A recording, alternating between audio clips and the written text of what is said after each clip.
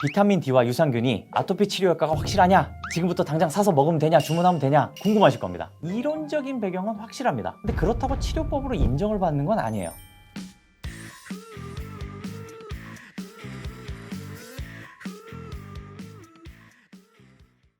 안녕하세요. 영등포 한 곳에서 60여 년간 800만 명 이상의 환자를 진료하고 있는 개표부과의원 병원장, 피부과 전문의 김신환입니다. 최근 들어 아토피나 습진을 낫게 할 수 있다는 소위 마법의 영양제라 불리는 제품을 추천하는 영상이 유튜브에서 많이 보이는데요. 물론 저도 해당 영상을 보았고요.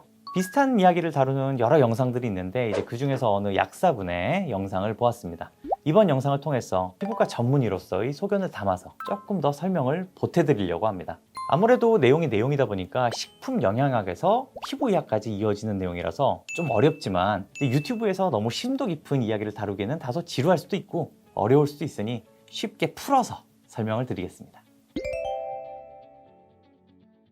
사실 최근 의학계 논문을 보면 비타민이나 유산균을 다루는 이런 기능의학적인 부분은 지금도 서로 효과가 있다, 효과가 없다 학계에서 치열한 공방이 벌어지고 있습니다. 당장 2019년도에도 미국 알레르기 천식학회에서 우리나라 고려대학교 소아과팀이 유산균은 아토피에 효과가 없다고 발표를 한 적이 있습니다. 근데 바로 2022년에는 동일 학회에서 서울 삼성병원 소아과팀에서 효과가 있다고 또 발표를 했습니다. 비타민 D와 유산균이 아토피를 낫게 한다가 아니라 도움이 될 수 있다 정도의 선으로 왜 그런지 설명을 해드리려고 합니다.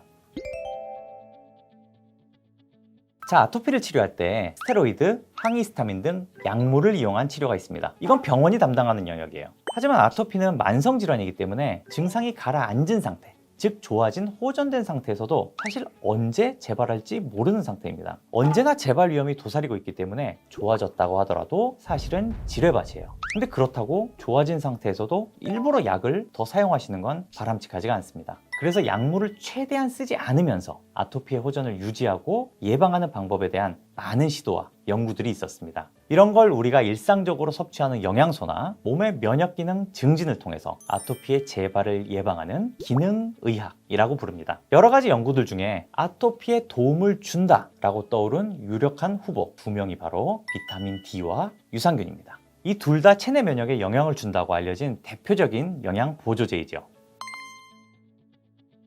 근데 비타민은 A, B, C, D 이런 식으로 해서 K까지가 있는데 그 중에 비타민 D는 칼시페롤이라고 해서 뼈와 치아에 칼슘을 공급해주는 역할을 하는 걸로 알려져 있습니다. 그래서 보통 비타민 D가 모자라면 구루병이나 골다공증, 골연화증 이런 게 생긴다고 하죠. 그럼 비타민 D와 피부가 무슨 관계가 있느냐? 비타민 D는 둘 중에 하나의 경로로 우리 몸에 들어옵니다. 첫째, 우리 몸에서 만들거나 둘째, 먹어서 섭취를 하거나. 자, 근데 우리 몸에서 비타민 D를 만드는 곳이 어디냐? 바로 피부입니다. 피부에서 비타민 D의 원료인 콜레스테롤을 만들어요. 그리고 외부에서 흡수한 자외선을 잘 버무려서 비타민 D를 만들어요.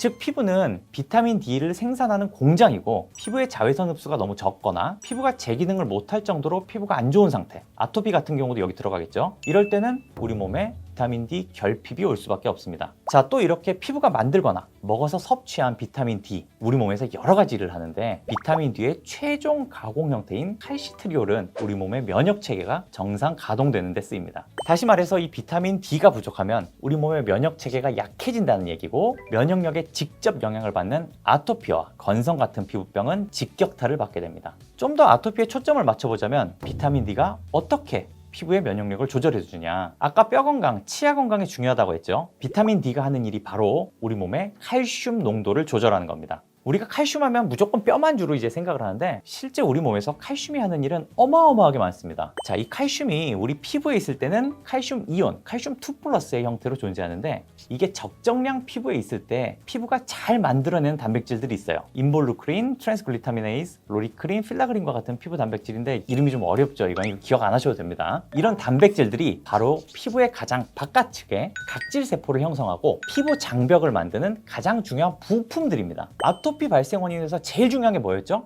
피부 장벽이 약해지는 게 원인입니다. 비타민 D가 칼슘을 잘 조절을 해주고 잘 조절된 칼슘이 피부에서 단백질을 잘 만들고 이 단백질들이 잘 만들어져야 피부 장벽이 튼튼해져서 피부 면역력이 정상 가동이 되면서 아토피에 도움이 된다, 이런 이야기입니다. 즉 정리해보자면은 피부는 비타민 D를 우리 몸에서 만들 수 있는 유일한 공장이기 때문에 피부 상태나 기능이 좋지 않으면 비타민 D 결핍이 올 수 있다. 그리고 비타민 D 결핍이 올 시에는 면역 체계가 정상 거동을 못하고 그러면 아토피나 건성 같은 피부 질환은 악화가 될 수 있다. 이렇게 이해하시면 되겠습니다. 프로바이오틱스가 장 건강에 좋다는 건 다들 알고 있지만 아토피는 왜 좋다고 하는 걸까요?